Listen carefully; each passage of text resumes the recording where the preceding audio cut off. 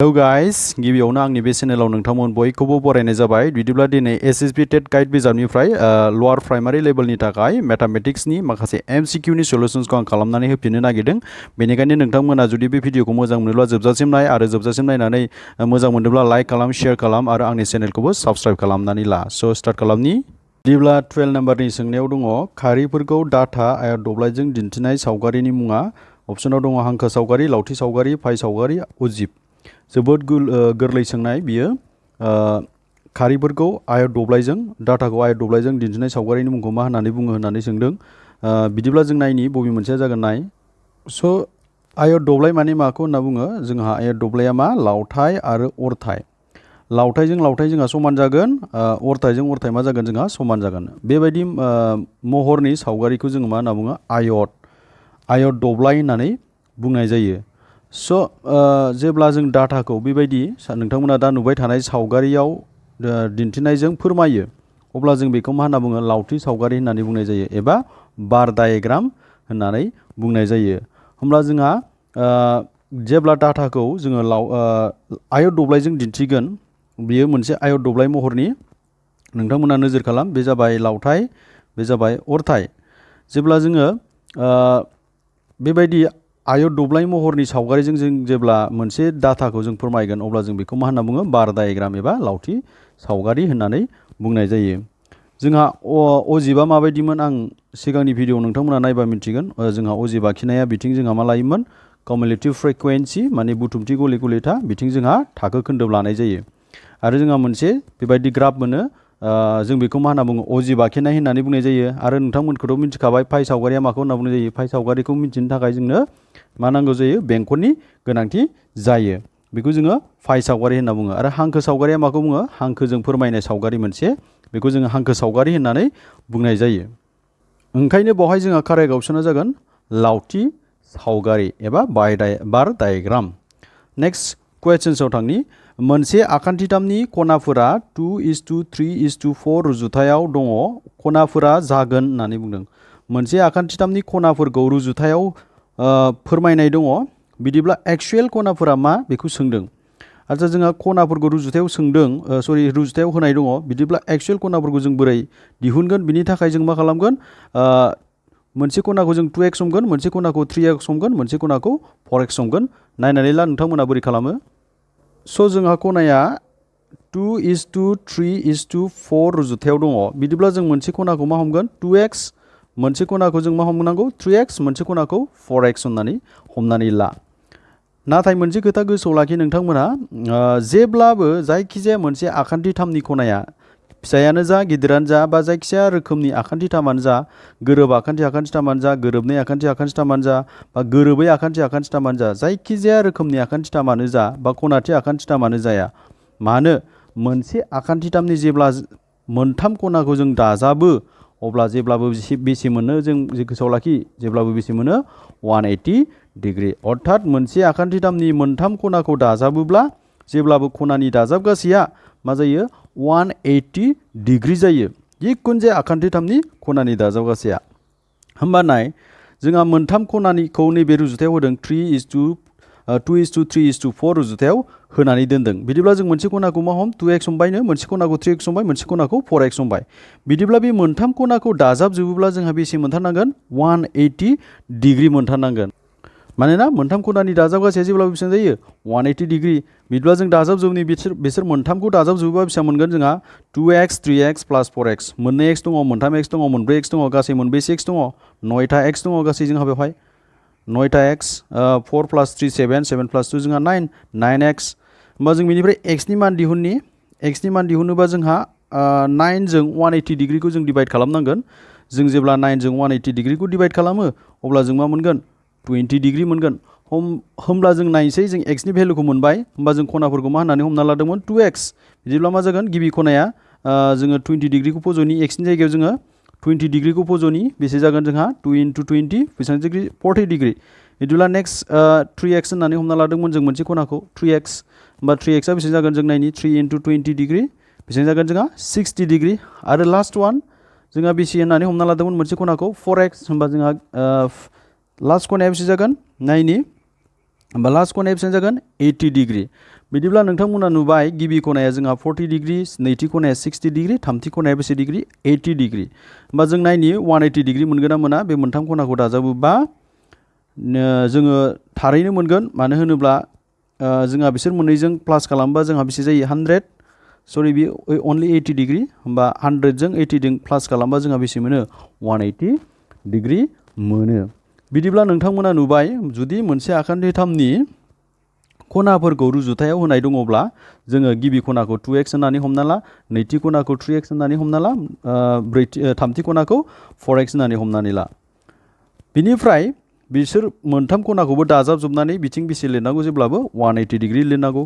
बेनिफ्राय मोनथाम खनाखौबो दाजाबजोबनानै बेसे मोनो बिनिफ्राय x नि भेलु दिहुननांगौ बे x नि भेलुखौ नैबे x आव फज'फिनब्लानो जोङो मोनफ्रोमबो खनाखौ मोननो हायो बिदिब्ला जोंहा कारेक्ट अपसना जोंहा 40 degree 60 degree 80 degree so correct option is a होमबा जोंहा अपसनावबो दंखायो ए आनो दानिया जों नायनि नेक्स्ट क्वेश्चन्स 14 नम्बराव 574,873 अनजिमायाव 7 नि थावनि माननि फारागा बावहाय जोंहा 7 अनजिमाया अर्थात 7 अनजिमाया मोननै जायगायाव नुजादों नाय मोनसे जाबाय नैबेवहाय मोनसे जाबाय नैबेवहाय बिदिब्ला बे 7 नि थावनि माननि फाराग होनना बुंदों माखौ बुजायदों माखौ फोरमायदों नोंथांमोना नैबेखौ नाय होमब्ला बुजिगोन स' सिगाङावनो थावनि मानखौ जों बुजिना लानि थावनि माना माखौ होनना बुङो हमनानै लाबाय आङो बेवहाय 743 लिरबाय होमब्ला बेवहाय नाय बे 7 नि थावनि माना बेसेयाव दङ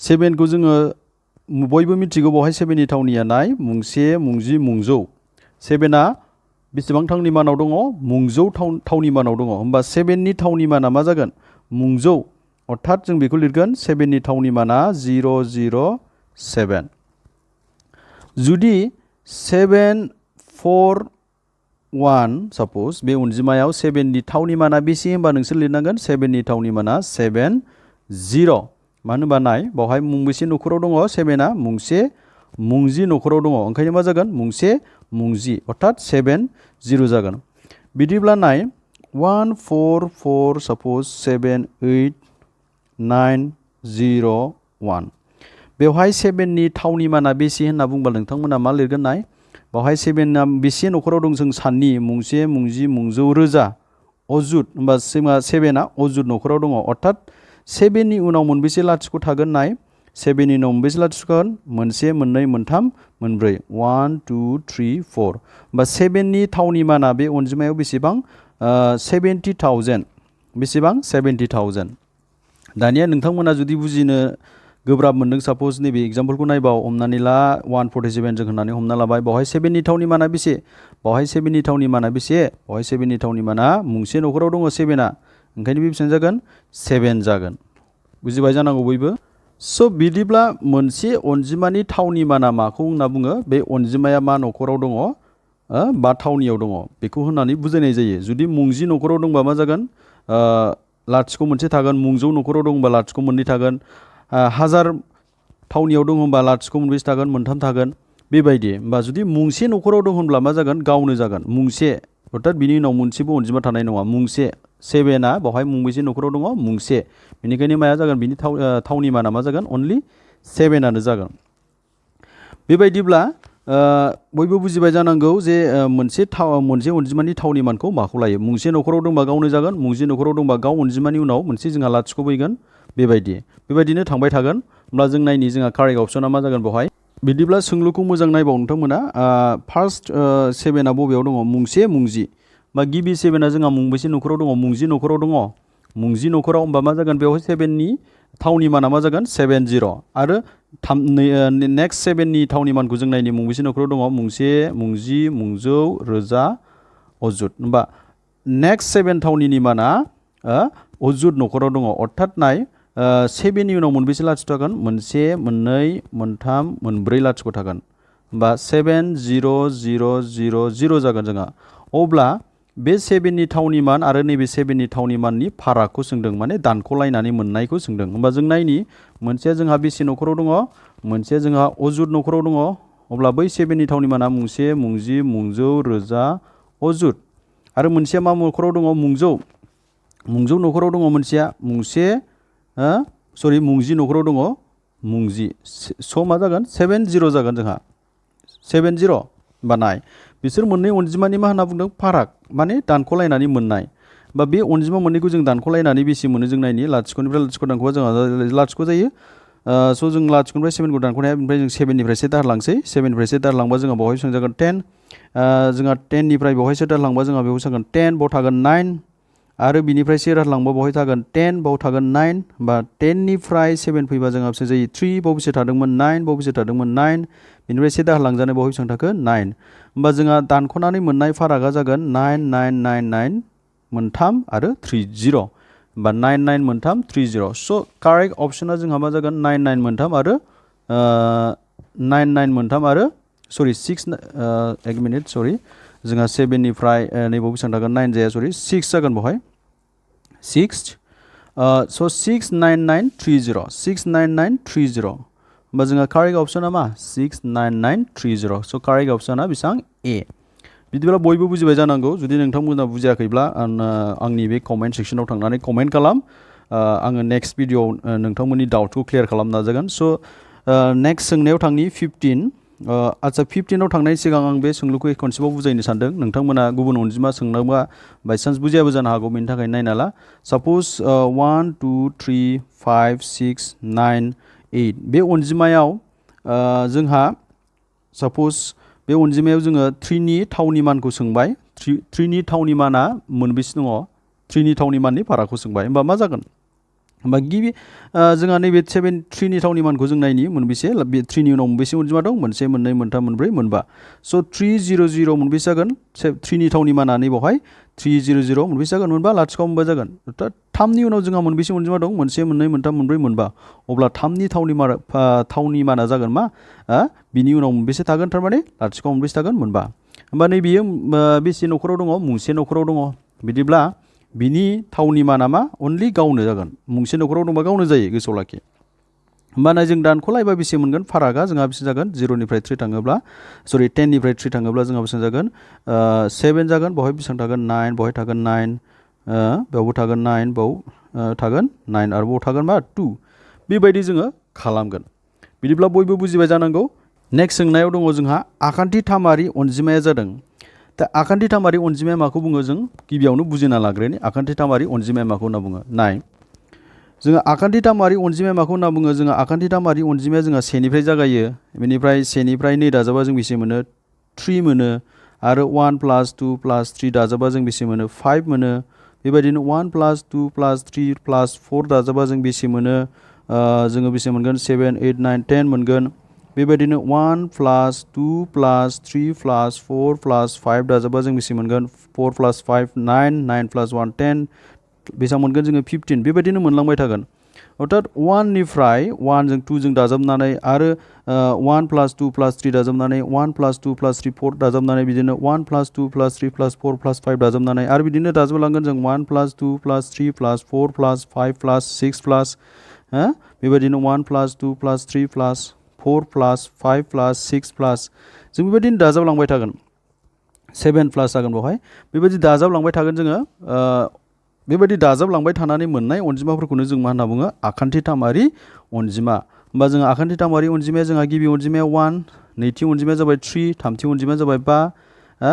ब्रैथि अनजिमाया जाबाय जोंहा बेसेबां 10 बिनि उनाव फैगोन 15 बिनि उनाव फैगोन बिदिनो थांबाय थागोन बिदिब्ला नायनि कारेक्ट अपसना बबेयाव जागोन बेवहाय जोंहा 9आथ' नङा 11आबो नङा जोंहा कारेक्ट अपसना मा जागोन 10 जागोन स' कारेक्ट अपसना जोंहा बेवहाय 10 जागोन मानो होनोब्ला नोंथांमोना नुबाय बेवहाय आखान्थि थामारि अनजिमाया सोर 1 3 5 10 15 बिदिब्ला 9आबो नङा 11आबो नङा आरो 17आबो नङा बे जाहैबाय आखान्थि थामारि अनजिमा बयबो गोसोआव लाखि आखान्थि थामारि अनजिमाया मा जागोन फार्स्टआव 1 जागोन बिनि उनाव फैगोन 1 + 2 बिनि उनाव फैगोन 1 + 2 + 3 बिनि उनाव फैगोन 1 + 2 + 3 + 4 बेबायदिनो थांबाय थागोन दानिया जों नेक्स्टआव थांनि जोंहा नेक्स्टआव दङ 99 होल 99 मोनथाम बिनि होल स्कुवेरनि माना जादों होननानै सोंदों बे अनजिमा बे सोंनायनि फिननाया जोबोद गोरलै मानो होनोब्ला नोंथांमोना 99 मोनथामखौ खननै सानजाबबानो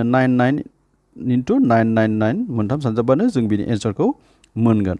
नाथाय जुदि बिनिख्रुइ बांसिन जुदि सोङोबा नोंथांमोननि थाखाय बियो गोबाव सम लानो हागौ, सानजाबनानै दिहुननायाव गोबां सम लानो हागौ। बेनिखायनो आं दिनै नोंथांमोननो मोनसे गुसुं खायदा खिन्थानि, जायनि गेजेरजों नोंथांमोना गुसुं स्किल्स खिन्थानि, जायनि गेजेरजों नोंथांमोना बिनि फिननायखौ 1 मिनिटबो नाङा, सेकेन्डनि गेजेरावनो नोंथांमोना दिहुननो हायो। बिदिब्ला नाय बोरै जागोन बिनि एन्सारखौ जों बोरै खालामो नाय। स' बेवहाय जोंहा 999 होल स्क्वायर होन्दों, माने 999खौनो जोङो खननै सानजाबनांगौ, होमबा जों बेसे मोनो। होमबा जोंहा नोंथांमोना नैबाव नोजोर खालाम, 999खौ जेब्ला गावजों सानजाबो अब्ला जोंहा बेसे मोनो, 9980001 मोनो, जों बेखौ मोनो। दा जोंहा बेनो सर्ट ट्रिक्सआ। नाय गिबियाव नोंथांमोना नाय 99खौ मोनबेसे सानजाबदोंमोन, 99खौ जों खननै सानजाब्ला जोंहा बेसे मोनो, 98001 मोनो। जेब्ला 99खौ जोङो मोनथाम लाबाय अब्ला जोंहा मा जायो, 9980001 जायो। जेब्ला 99खौ जों मोनब्रै लाबाय, 1 2 3 4 1 2 3 4, अब्ला जोंहा मा जायो, 9998001। बेबायदिनो बे थांबाय थागोन, जेसेबां लाङो नोंथांमोना थांबाय थागोन। बेयो जुदि 99 मोनबानि सोंबाय 999999999, अर्थात बिनि सोंनाया बेनो जादों 999 मोनबाखौ स्क्वायर लायोबा बेसे जायो होननानै सोंनाय जादों। बे बेलायाव सानजाबनायाव जोंहा गोबां सम थांनो हागौ, बेनिखायनो जों बोरै खालामगोन नाय। जेब्ला जों 999जों 999 सानजाबो अब्ला जोंहा 9आ मोनबेसेल' जायो, मोनसेल' जायो, आरो लाथिख'आ मोनबेसेल' जायो, मोनसेल' जायो। गोसोआव लाखि, बावहाय 8 आरो 1आ रिपिट जाफिनबाय थागोन। बाव नाय 99आ मोनथाम, अब्ला 99 मोनथामबा जोंहा 99आ मोनबेसे जागोन, मोननै जागोन, आरो 0आव मोनबेसे जागोन, मोननै जागोन। 8 आरो 1आ बेनो बे थाबाय थागोन। बेयाव नाय नोंथांमोना 999 जेब्ला मोनब्रै सानजाबदों अब्ला 99आ मोनबेसे जानांगौ, मोनथाम जानांगौ। आरो बिदिब्ला 99आ मोनथाम जायोब्ला 0आव मोनबेसे जागोन, मोनथाम जागोन। 8 आरो 1आ बेनो। बेयाव नाय नोंथांमोना जेब्ला 99खौ मोनबा सानजाबो अब्ला 99आ मोनबेसे जागोन, मोनब्रै जागोन, लाथिख'आबो मोनब्रै जागोन, आरो 8 आरो 1आ बेनो बे थाबाय थागोन। बेबायदिनो जेब्ला नोङो 9999खौ 6था सानजाबबाय, बेयावबो 6था, बावबो 6था लाबाय, अब्ला 99आ मोनबेसे जागोन, मोनसे, मोननै, मोनथाम, मोनब्रै, मोनबा जागोन। बेनिफ्राय 8आ 8 थागोन, लाथिख'आ मोनबेसे जागोन, मोनबा, मोनसे, मोननै, मोनथाम, मोनब्रै, मोनबा, बिनि उनाव मा फैगोन, 1। बेबायदिनो थांबाय थागोन। बेनिखायनो नोंथांमोना दिनैनिफ्राय गोसोआव लाखिदो, जुदि 999खौ जुदि जों सानजाबलांबाय थायोब्ला गावजों गाव, अब्ला जों मा मोनो, जोंहा माया रिपिट जाफिनो, 8 आरो 1। बेनिफ्राय बिनि सिगाङाव मा थागोन, जोंहा 99 थागोन जेब्लाबो, आरो 00 थागोन, बा सिंगल 0 थागोन। मानि सायाव सोनारनानै, 9नि अनजिमानि सायाव सोनारनानै। जुदि 9आ मोनथामब्ला अब्ला 9आ मोननै जागोन, आरो लाथिख'आ मोनबेसे जागोन, मोननै। जुदि 9आ मोननैब्ला 9आ मोनबेसे जागोन, मोनसे खम जागोन। थामहिनबा आंनि बुजायनो साननाया बेनो, 9आ मोननैबा 9आ मोनसे जागोन, आरो लाथिख'आबो मोनबेसे जागोन, मोनसे जागोन। 99आ मोनथामब्ला 9आ मोननै जागोन, लाथिख'आबो मोननै जागोन। बेबायदि। होमबा जोंहा लास्टआव 1 बे थाहैखागोन। बेबायदिब्ला नोंथांमोना बयबो बे मेथड्सनि गेजेरजों दिनैनिफ्राय 99खौ जेसेबां सोङा मानो नोंथांमोना गोरलैयैनो दिहुननो हासिगोन। जुदि नोंथांमोनाव 999 1 2 3 4 5 6 7 1 2 3 4 5 6 7 बेखौ सोंबाय, अर्थात नोंसिनाव मा सोंदों, 9999999 स्क्वेरनि मानखौ सोंदों, अब्ला नोंथांमोना गोरलैयैनो दिनैनिफ्राय बुंनो हासिगोन 99आ मोनबेसे, 1 2 3 4 5 6 7, बा 99आ मोनबेसे जागोन, जोंहा 6था जागोन। 99आ जोंहा 6था जागोन। बेनिफ्राय बेनि उनाव मा फैगोन, 8 फैगोन। बिनि उनाव लाथिख'आबो मोनबेसे जागोन, 6था जागोन। लाथिख'आबो जोंहा 6था जागोन। 1 2 3 4 5 6, बेनिफ्राय लास्टआव मा फैगोन, 1 फैगोन। जों बेबायदि गोरलैयैनो दिहुननो हागोन। होमब्ला नाय जोंहा कारेक्ट अपसना जागोन बेवहाय 999आ मोनथाम, होमबा 99आ मोनबेसे जानांगौ, मोननै, लाथिख'आबो मोनबेसे जानांगौ, मोननै, होमबा जोंहा कारेक्ट अपसना मा जागोन, स' आवर कारेक्ट अपसन इज बि। स' जोंहा नेक्स्ट कुवेसन्सआव दङ a.a divided by a plus a। नाय जोंहा a.a माने a इन्टु a होननाय जायो, आरो a प्लास a माने मा जायो, 2a जायो। होमबा जोंहा मा जागोन, a.a आरो बिथिं जोंहा a प्लास a बेसेबां जायो, 2a, होमबा a जों a दानबा बेसेबां जागोन, जोंहा a बाय 2 थागोन। स' कारेक्ट अपसन इज बेसेबां जागोन, जोंहा a बाय 2 जागोन। स' नेक्स्ट सोंनायाव दङ बयनिख्रुइ दुइसिन रोदा अनजिमाया होनना बुंदों। स' जों गिबियावनो बुजिना लाग्रोनि रोदा अनजिमाया माखौ होनना बुङो, अब्लानो जों बयनिख्रुइ दुइसिन रोदा अनजिमाखौ मिथिनो हागोन। स' नायनि रोदा अनजिमाया माखौ बुंनाय जायो जाय अनजिमायानाखि गावजोंल' रानजानो हायो ग्रोब आरो सेजोंल' रानजानो हायो। जोंथ' बयबो मिथिखागौ सेजों बयबो अनजिमाखौ राननो हायो, अब्लाबो जोंहा बुंफुरलु बायदियै रोदा अनजिमाया माखौ होनना बुङो जाय अनजिमायानाखि सेजोंल' आरो गावजोंल' रानजानो हानाय बे अनजिमाखौ जोङो रोदा अनजिमा होननानै बुंनाय जायो। गुबुन रावाव जों रोदा अनजिमाखौ ओरैबायदिबो बुंनो हायो जाय अनजिमानि सानजाबगिरिया 1 आरो गावल' बेबायदि अनजिमाखौ जोङो रोदा अनजिमा होननानै बुंनाय जायो। माने रोदा अनजिमानि सानजाबगिरिया मोननैल' थायो, मोनसेया जाबाय 1, मोनसेया जाबाय गावनो इटसेल्फ। फर एग्जाम्पल जों नायनि 2, होमबा 2 खौ जों माजों राननो हायो? 2 खौ जोङो 1 जों राननो हायो आरो 2 खौ जों माजों ग्रोब राननो हायो? 2 जों। होमबा 2 जों 1 खौ रानबा जोंहा बेसे मोनो? 2 जों 2 खौनो मोनफिनो 2 जों 2 खौ रानबा बेसे मोनो? 1। होमबा जों नाय 2 खौ जों माजों ग्रोब राननो हाया? 3 जों ग्रोब राननो हाया, 2 खौ जों 4 जों ग्रोब राननो हाया, 2 खौ जोङो 10 जों ग्रोब राननो हाया। जोंहा बेबायदि ग्रोब राननो हाया। राननो हाब्लाबो जोंहा माबा मोनसे अनजिमा डट 0.5 बेबायदि गोनाय थागोन बा बोखावखोन्दोआवनो थागोन। बे जेरैहाय बे 2/4 जोंहा मायाव थागोन? 1/2। 2/10 मा जागोन बेयो? 1/5 जागोन। बेबायदि ग्रोब राननो हाया थारमाने। बेबायदि अनजिमाखौनो जों मा अनजिमा होनना बुंनाय जायो? रोदा अनजिमा होननानै बुंनाय जायो। दा गुबुन रावाव मा होननानै बुंनाय जायोमोन? आं दानि बुंखादों जाय अनजिमानि सानजाबगिरिया 1 आरो गावल'। फर एग्जाम्पल 2 खौ जों माजों सानजाबना मोनो? 1 जों सानजाबना मोनो। होमबा जोङो 2 खौ 1 आरो माजों सानजाबनाल' मोनो? 2 जों सानजाबनाल' मोनो। 2 खौ जों गुबुन गुबुन अनजिमाजों सानजाबनानै जोङो मोननो हानाय नङा। नाय 5 खौ जों मा सानजाबना मोनो? 5 × 1 6 × 1 जों 5 मोनगोन नामा? मोननाय नङा। 4 × 1 जों 5 मोनगोन नामा? 4 × 3 5 मोनगोन नामा? मोननाय नङा। नेभार। बेबायदिनो जोंहा दङ 3 × 1 जोंल'सो जों माखौ मोननो हायो? 3। बिदिब्ला नाय 3 नि सानजाबगिरिया जोंहा 3 आरो 1, 5 नि सानजाबगिरिया जोंहा 5 आरो 1, 2 नि सानजाबगिरिया जोंहा 2 आरो 1। होमब्ला नाय 6 खौ नाय नोंथांमोना 6 आ रोदा नंगौना नङा जों नायनि। 6 आ मा? 6 खौ मा सानजाबना मोनो? 3 सानजाबनै सानजाबना मोनो। आरो मा सानजाबना मोनो? 6 सानजाबसे सानजाबना मोनो। होमबा 6 नि सानजाबगिरिया मा? 6 नि सानजाबगिरिया 1, 2, 3 आरो इटसेल्फ 6। 6 नि सानजाबगिरिया गावबो 3 बो 2 बो 1 बो। अर्थात 6 खौ जों मोनब्रै अनजिमाजों राननो हायो। बेनो जाबाय 1, 2, 3, 6। बेनिखायनो 6आ मा नङा? रोदा अनजिमा नङा। मानो रोदा अनजिमा नङा? मानो होनबा बियो गावजोंल' रानजाया आरो 1 जोंल' रानजाया। बियो बिनि बादै सोरजोंबो रानजायो? 2 जोंबो रानजायो, 3 जोंबो रानजायो। बेबायदिनो गोबां अनजिमा दङ जोंहा जेरै 10 खौ जों मा सानजाबा मोनो? 5 × 2 बा 10 × 1। बा नुबाय नोंथांमोना 10 खौ जोङो गावनि आरो 1 नि अनगायैबो गुबुनजोंबो राननो हायो। बेनो जाबाय 5 आरो बेनो जाबाय मा? 2। बेबायदि अनजिमाखौ जोङो मा अनजिमा नङा होनना बुंनाय जायो? रोदा अनजिमा नङा होननानै बुंनाय जायो। बिदिब्ला रोदा अनजिमाया मा? रोदा अनजिमाया जोंहा मा गोलैयो? बयबो गोसोआव लाखि दिनै। रोदा अनजिमाया जोंहा मानिफ्राय स्टार्ट जायो? 2, बेनिफ्राय जोंहा 3, बेनिफ्राय मा फैयो? 5, बेनिफ्राय फैयो 7, बेनिफ्राय फैयो जोंहा 11, बेनिफ्राय फैयो जोंहा 13, बेनिफ्राय फैयो 17, बेनिफ्राय फैयो 19। बेफोर अनजिमाखौ नोंथांमोना चेक खालाम। बे अनजिमाफ्रा मोनफ्रोमबो मोनफा मोनफा रोदा अनजिमा। बेफोर गावजोंल' आरो गुबुन 1 जोंल' ग्रोब रानजायो आरो गुबुन अनजिमाजों जों बिसोरखौ राननो हाया। होमब्ला जोंहा कारेक्ट अपसना मा जागोन?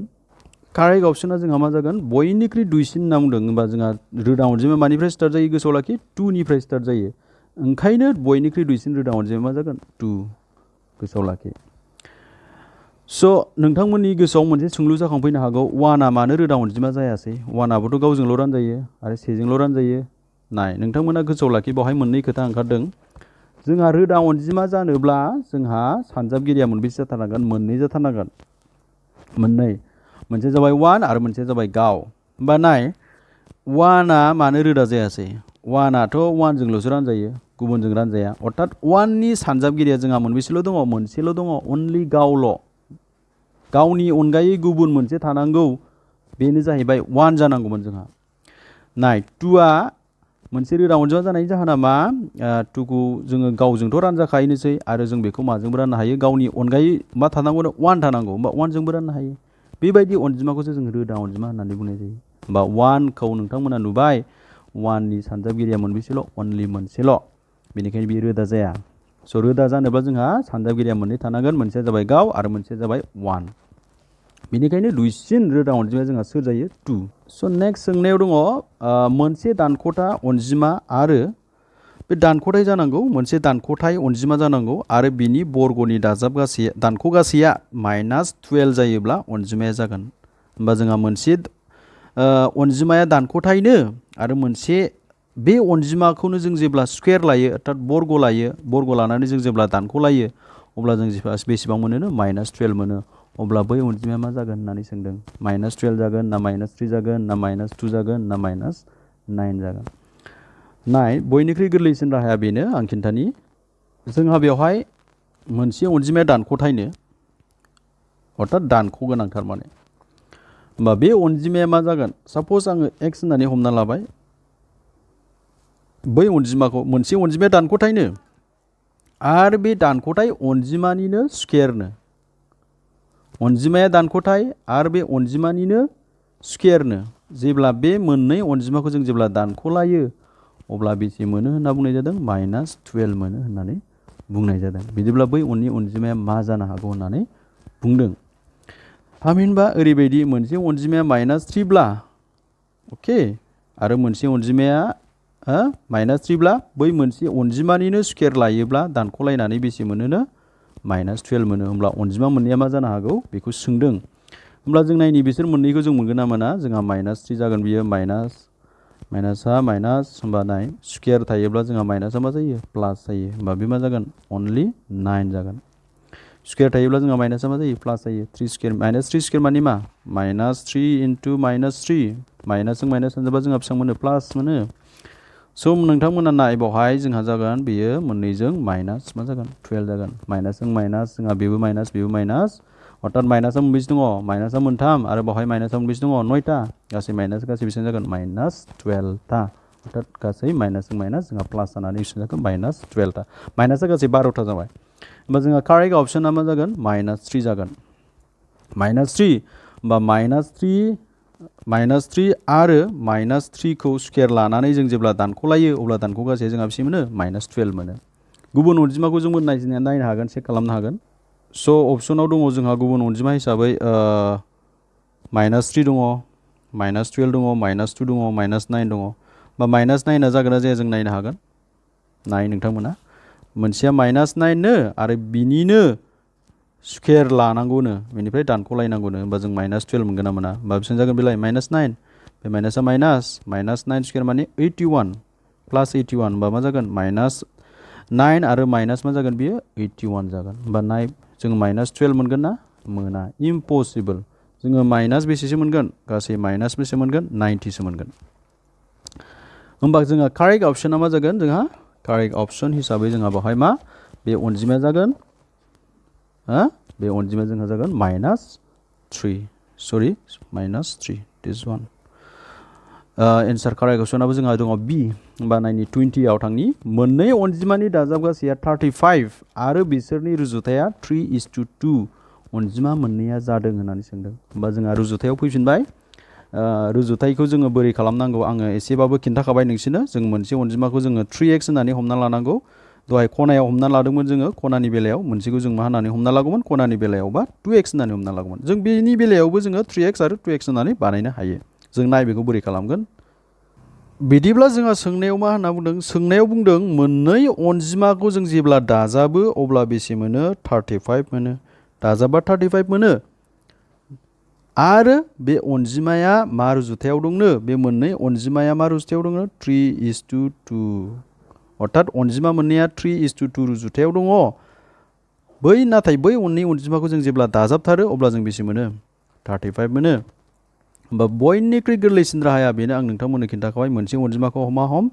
3x हम। दहायनि बायदि खनानि बायदि मोनसे अनजिमाखौ मा हम? 2x। मोनसे अनजिमाखौ जों 3x हमबाय, मोनसे अनजिमाखौ जों मा हमबाय? 2x हमबाय। अब्ला बे मोननै अनजिमाखौ दाजाबोब्ला दाजाब गासैया बेसे जायोनो? 35 जायोनो। द्याट मिन्स इकुवेल टु बेसे जायो? 35 जायो। मोननै अनजिमाखौ दाजाबोब्ला 35 जायो।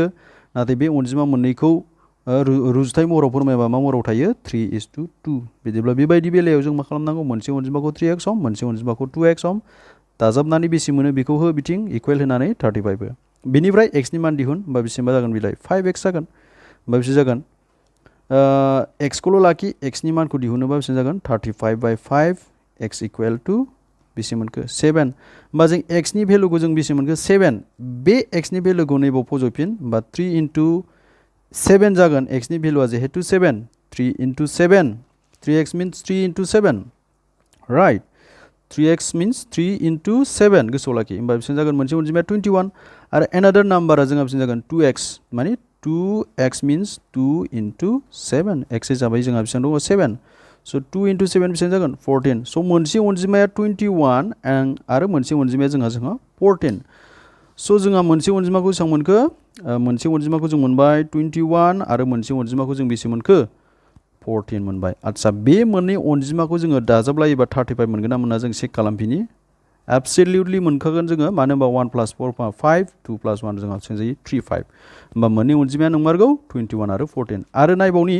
21 आरो 14आ 2:3 रुजुथायाव थागोन ना थाया बेखौ मोननो थाखाय 21 खौ 14 जों डिभाइड खालामबानो मिन्थिगोन होमबा बेयो 7 जों डिभाइड खालामबा जोंहा बे 2 बे 7 जों डिभाइड खालामबा 3 होमबा जों बेसे मोनगोन 3/2 means 3:2 होमबा नंमारगौ अनजिमा मोननैया 3:2 रुजुथायाव थायो आरो बे मोननै अनजिमायानो सोर 21 आरो मोनसेया जाबाय 14 बेबायदि रुजुथाय महराव थायोब्ला जों बेबायदि मोनसेखौ 3x हमनांगौ मोनसेखौ 2x हमनांगौ दहायनि बायदि स' जोंनि कारेक्ट अपसना जोंहा मा जागोन C जागोन मानो मोनसेखौ 21 मोनदों मोनसेखौ मा मोनदों 14 मोनदों दानिया थांनि नेक्स्टआव दङ जोंहा 0.02 इकुवेल मा पार्सेन्टआव दङ सोंदों 0.02आ मा पार्सेन्टआव दङ होननानै सोंदों बा 0.02 खौ जों 20% दं ना 2% दङ ना नैबे पार्सेन्टआव दङ ना बे पार्सेन्टआव दङ स' कारेक्ट अपसना मा ओंखारदों 2% ओंखारदों जों बेखौ बोरै बानायगोन नाय स' जोंहा 0.02आ मा पार्सेन्टआव दं जों बेखौ दिहुननांगौ बिनि सिगां मोनसे खोथा गोसोआव लाखिनो नाजा नोंथांमोना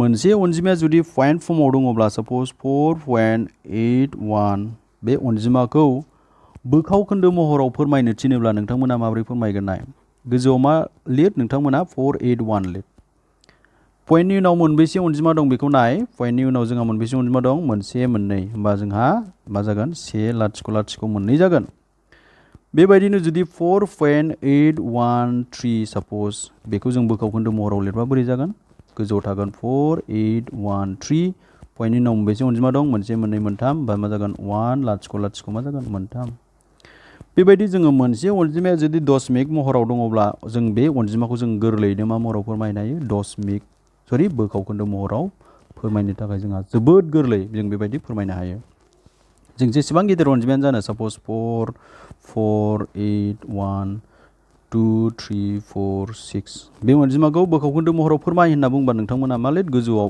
पइन्ट गैयि बे अनजिमाखौनो लिर 4 4 8 1 2 3 4 6 दानिया नाय नोंथांमोना दशमिकनि उनाव मोनबेसे अनजिमा दं मोनसे मोननै मोनथाम मोनब्रै मोनबा होमबा जागोन 1 बेसे जागोन मोनबा बेनो जाबाय बिनि मा महर बोखावखोन्दो महर होमबा नाय 0.02 खौ जों बोखावखोन्दो महराव फोरमायबा मा जागोन गोजौआव जोंहा 2 थागोन जोंहा लाथिख'खौ लिराबाबो जागोन जोङो मोनसे अनजिमानि सिगाङाव जों लाथिख' लिरनाय माने बे अनजिमाखौनो फोरमायो जेरैहाय 0.2 लिरनाय माने मा 2आनो अब्ला नाय बा दशमिकनि उनाव जोंहा मोनबेसे अनजिमा दं मोनसे मोननै होमबा मा जागोन 1 बेसे जागोन मोननै आच्छा 2/100 मीन्स मा होननाय जायो 2% गोसोआव लाखि 3/100 means what 3% okay so 4/100 means what 4% होमबा कारेक्ट अपसना जोंहा बेसेबां जागोन 2% पार्सेन्ट महराव थागोन जोंहा 2% होमबा 0.02आ मा पार्सेन्टआव दङ 2%आव दङ so कारेक्ट अपसन इज नाम्बार B so नेक्स्ट सोंनायाव थांनि जोङो